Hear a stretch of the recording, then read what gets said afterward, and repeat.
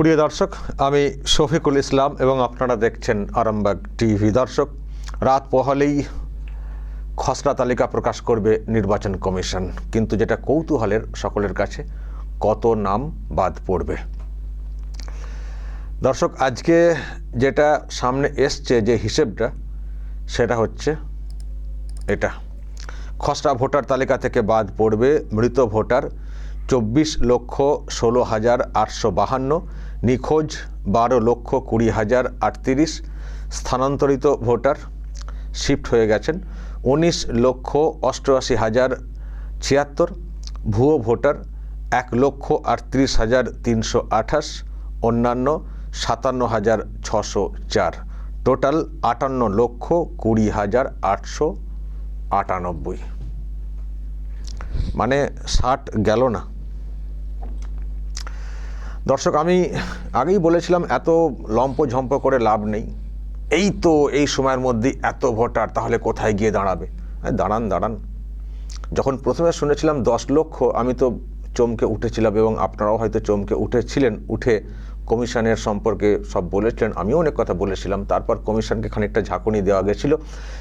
এবার দেখলাম যে তারপরে দেখলাম এআই নিয়ে আসা, তারপরে বিএলওদের উদ্দেশ্যে নতুন করে নির্দেশ, নতুন করে খতিয়ে দেখা, অ্যাপে নতুন একটা অপশান বের করা, যদি ভুল করে কিছু করেও থাকেন বিএলওরা, যাতে করে তারা সেটা সংশোধন করে ফেলতে পারেন, যাতে কোনো ভুলভাল না আসে।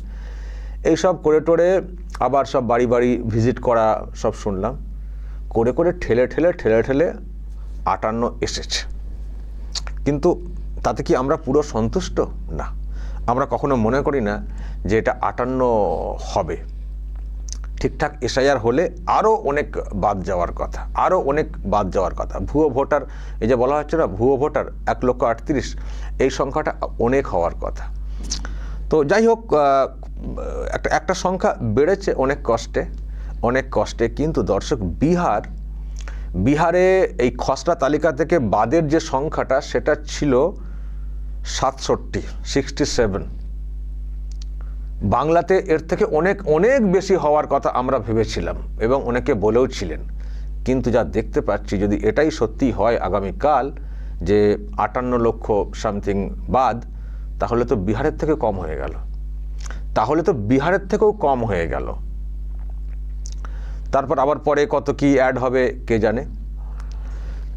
তো যাই হোক দর্শক, যেটা মিডিয়াতেও খবর আসছে যে এটাকে বাদ দিয়েই কালকে তালিকা প্রকাশ পাবে। তবে আমরা আরও অপেক্ষা করি কালকে কি হয়। কিন্তু কোটি ছাড়িয়ে যে বিষয়টা বলা হচ্ছিল, সেটা দেখতে পাচ্ছি না প্রাথমিকভাবে। যদিও বলা হচ্ছে সন্দেহের চোখে 1,58,000 না 38,000, কমিশন নাকি সন্দেহ করছে, খতিয়ে দেখছে। ঠিক আছে, সন্দেহ করুক, খতিয়ে দেখুক, দেখা যাক কতটা কি করতে পারে কমিশন। মানে এখানে অ্যাটলিস্ট 1 কোটি বাদ যাওয়ার কথা ছিল।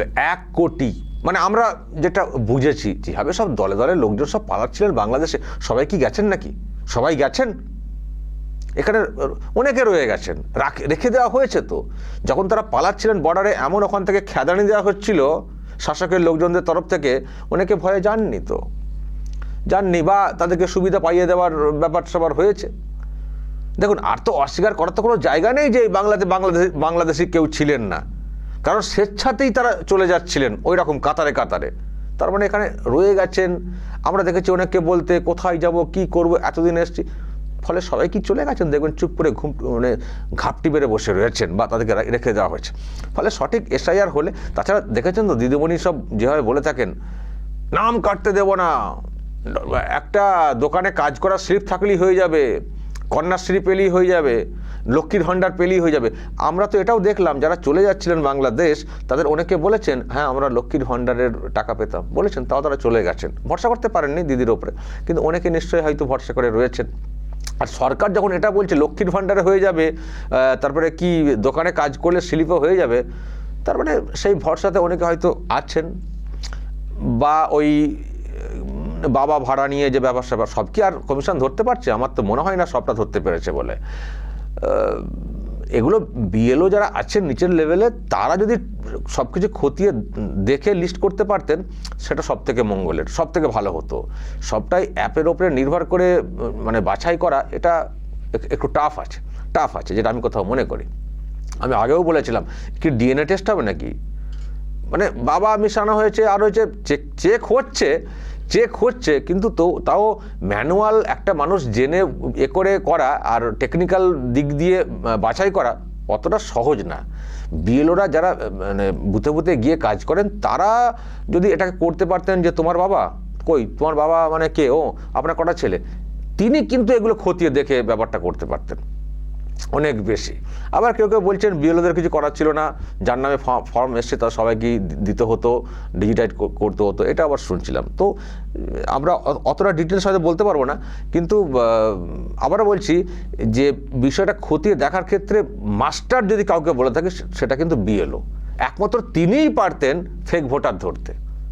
বা যদি কেউ কোনো বেনামে ওই বাবা ভাড়া নিয়ে বা অন্য কাউকে বাবা কাকা বানিয়ে যদি কেউ তুলে থাকেন, সেটা যাচাই করার ক্ষেত্রে বিএলওই হচ্ছেন একমাত্র মাস্টার। তার বাইরে অন্য কেউ অ্যাপের মাধ্যমে পুরো খতিয়ে করা অতটা সহজ না। কিন্তু বিএলওটা কি সবাই ঠিকমতো কাজ করতে পেরেছেন দর্শক? প্রথমে তো শুনলেন কত হাজার, 2200 না কত, মানে একেবারে 100%, মানে কেউ মারা যাননি। একটা বুথে 800-1200 ভোটার, মানে এরকম রিপোর্ট এসেছিল যে 2000 না 2200 বুথ আছে, সেখানে একজনও মারা যাননি। অদ্ভুত ব্যাপার, একজনও মারা যাননি, একজনও চলে যাননি, একজনও নিখোঁজ না, একজনও ভুয়ো না, পুরো 100%। সে নিয়ে অনেক হইচই হলো। তারপর এখন তো মনে হয় 1-এ ঠেকেছে, 2200 থেকে 1-এ ধাক্কা দিয়ে আর করে। তাও কি ওই একটা দুটো হয়তো দেখিয়ে দেওয়া হয়েছে, তাহলে শূন্যর সংখ্যাটা নিচে নেমে গেল। তো প্রশ্ন এখানেই যে ঠিকমতো করে সব কিছু হয়েছে, তো বিএলওরা যদি ঠিকমতো কাজ করতে না পারেন তাহলে কিন্তু মুশকিল। এবার হয়তো বলবেন যে বিহারের থেকে কম কেন? দেখুন, বিহারের থেকে তো বেশি হওয়ার কথা ছিল, অ্যাটলিস্ট বেশি হওয়ার কথা ছিল, কিন্তু বিহারের থেকেও কম এখানে হচ্ছে। এখানে একটা ব্যাখ্যা আপনারা হয়তো পেতে পারেন যে বিহারে কিন্তু বিএলওরা অনেক ভালো কাজ করেছেন, মানে করতে পেরেছেন। বিহারের বিএলওরা অনেক ভালো কাজ করতে পেরেছেন এবং যারা একটু ব্যগরবাই করেছেন কারো ইন্ধনে, তাদের ব্যবস্থা হয়েছে। সেখানে সরকারটা তো এসআইআরের পক্ষে ছিল, বিহারের সরকারটা ছিল এসআইআরের পক্ষে। ফলে সেখানে বিএলওদেরকে দিয়ে ওই ধর্ণা দেওয়া, আরও সময় চাই, অমক তমক বলে ঘেরাও করা, কাজ না করে ফাঁকি দেওয়া, এইসব তো ছিল না। এসআইআরের বিরুদ্ধে মানে ওই রকম তো আন্দোলন তো ছিল না। তো সেখানে বিএলওরা ঠিকমতো করে কাজ করতে পেরেছেন। যেটা আমি বলছিলাম, যদি এখানেও বিএলওরা ঠিকমতো কাজ করতে পারতেন সবাই বা করতেন সবাই, তাহলে সংখ্যাটা বিহারকে টপকে যেত। আমার ধারণা বিহারকে অবশ্যই টপকে যেত। বিহারে 67 হলো, আর বাংলার এরকম বর্ডার যেখানে যাচ্ছে তাই সব কাণ্ড দেখতে পাচ্ছি। গোটা দেশে যারা মানে গোটা দেশে দেখছেন তো, সব বাংলাদেশ থেকে আসা লোকজন ছড়িয়ে পড়েছেন, আর সবার কানেকশান কিন্তু বাংলা, সব কানেকশান মানে গেট হচ্ছে বাংলা। আর দেশের অন্য প্রান্তে কিছু হলে সব বাংলায় এসে শেল্টার। আবার দিদিমণি বলেছিলেন যে বাংলায় কথা বললে অত্যাচার করা হচ্ছে, চলে আসুন এখানে ক্যাম্প করে দেবো। আমি বলেছিলাম ক্যাম্প কেন করতে হবে? এখানকার বাঙালি ভিন রাজ্যে গেছেন, তারা ফিরে আসবেন বাড়িতে, তাদের থাকার জায়গা থাকবে না, তার জন্য ক্যাম্প করে দিতে হবে। তো এই কী ক্যাম্প? শরণার্থীর ক্যাম্প, বাইরে রয়েছেন বাংলার লোকজন, বলছেন কোনো কানেকশন থাকবে না। তো এখানে সন্দেহ ছিল যে কাদের জন্য তার মানে এটা করা হচ্ছে। আমি সেই জন্যই বলছি, যদি বিএলওরা বিহারের বিএলওদের মতো কাজ করতে পারতেন বা করতেন, আমার ধারণা এই সংখ্যাটা 58 থাকতো না, এটা অবশ্যই বাড়তো। যাই হোক দর্শক, এই সংখ্যা এখন শোনা যাচ্ছে, তাই আমি এখনই চূড়ান্ত কিছু কমেন্ট করছি না। আগে কালকের দিনটা দেখি, যদি আবার এর বাইরেও কিছু বাদের বিষয়টা উঠে আসে, তখন আমরা সেসব দেখে বলতে পারবো। এখন মিডিয়াতে এটা বলা হচ্ছে, কমিশনের তরফ থেকে নাকি এরকম বলা হয়েছে বা এই খবর সামনে এসছে যে এদের বাদ দিয়ে বাকি তালিকা প্রকাশ পাবে। আর এই যে সংখ্যাটা দেখছেন, এটা নাকি বুথ ওয়াইজ একটা লিস্ট বের করবে, যে কোন বুথে কত মৃত, কত নিখোঁজ, কত স্থানান্তরিত, এর নাকি একটা লিস্ট বের করবে কমিশন। এই বাদের কোন বুথে কত বাদ গেল, সেটাও একটা ভালো তথ্য পাওয়া যাবে। দেখবো সেখানে অনেক হেরফের কিছু আছে কিনা। তো দর্শক, এই হচ্ছে ব্যাপার। আপনারা কি বলবেন? যে সংখ্যাটা আপনারা দেখছেন, আপনারা কি সন্তুষ্ট, নাকি আরও কিছু ভেবেছিলেন, আশা করেছিলেন? বলবেন আপনারা, আপনাদের যা মত বলবেন। এবার কি করণীয়? তালিকা প্রকাশের পর কি করণীয়, মানে বাছার ক্ষেত্রে মানে যারা বিরোধী পার্টি করছেন তাদেরই বা কী দায়িত্ব? দর্শক আপনারা একটু সাজেস্ট করবেন তো, যে এই তালিকা প্রকাশের পরে বুথ ধরে ধরে সেখানকার যারা বিরোধী পার্টি আছেন সেই তালিকা মিলিয়ে মিলিয়ে তাদের কি করা উচিত, তাদের কি করা উচিত, কিভাবে কমিশনের নজরে আনা উচিত? দর্শক আপনাদের সাজেশন রাখবেন, কারণ এখনও সময় আছে। তালিকা হয়তো প্রকাশ পাবে, কিন্তু সেটা হচ্ছে খসড়া। আর এমনিতে সন্দেহের চোখে 1 কোটি বেশি বলা হচ্ছে, তো তালিকা প্রকাশের পরে যদি আপনারা আপনাদের এলাকাতে মেলাতে শুরু করেন, মিলিয়ে যদি একটু কমিশনের নজরে আনেন, আমার মনে হয় সেটাও কাজে আসবে। ফলে কমিশনের কোনো অংশ যদি মনে করে যে আমরা যা হোক করে পার করে দেবো, না, আপনারা যারা আছেন সাধারণ মানুষ, আপনারা একটু সজাগ হন। তালিকা প্রকাশ পেলেই তালিকাটা জোগাড় করার চেষ্টা করুন, জোগাড় করে একটু মিলিয়ে দেখুন, যে যার বুথটাকে মিলিয়ে দেখুন, যাকে ভাবছিলেন যেহেতু এখানকার না, তো তার নামটাও যদি ওখানে থাকে, আপনাদের সন্দেহ আছে, এগুলো দেখে তালিকাকে মার্ক করে একটু জমা করুন। কারণ অবজেকশন পেলে নিশ্চয়ই কমিশন খতিয়ে দেখবে, মানে না দেখলে জোর করবেন, প্রকাশ্যে আনবেন, মিডিয়াতে আনবেন, আমাকেও খবর দেবেন, আনবেন, সেগুলোকে প্রকাশ্যে আনতে হবে যতটা পারা যায়, ধাক্কা মারুন কমিশনকে। আরও সময় আছে যেহেতু, আরেকটু ঝাঁকুনি দিয়ে এসেছে এতটা, সেটাও বলবো। নেই মামার থেকে কানা মামা ভালো, যেটা আর বলি না, কানা মামা।